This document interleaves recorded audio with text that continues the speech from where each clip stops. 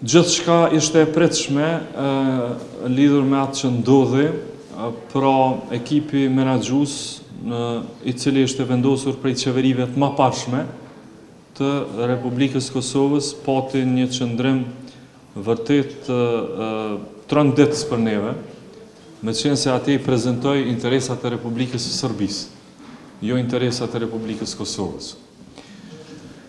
Pra pëshin edhe vetë se qëfar ekipe menaxhuese dhe qëfar institucione kanë vendosur qeveritë e mëparshme, kanë vendosur zyrtarë të cilët absolutisht nuk kanë lidhje me interesat të Kosovës, bile njëra për tyre me sa dëgjova ishte pas bërë deputete në Parlament Serbisë dhe ishte deputete e partisë sa Aleksandar Vučićit.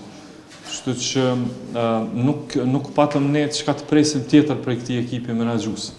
Ky ekip menaxhues e prezantoi një draft statut i cili faktikisht është një farë lloj Republikës Serbe brenda Republikës Kosovës.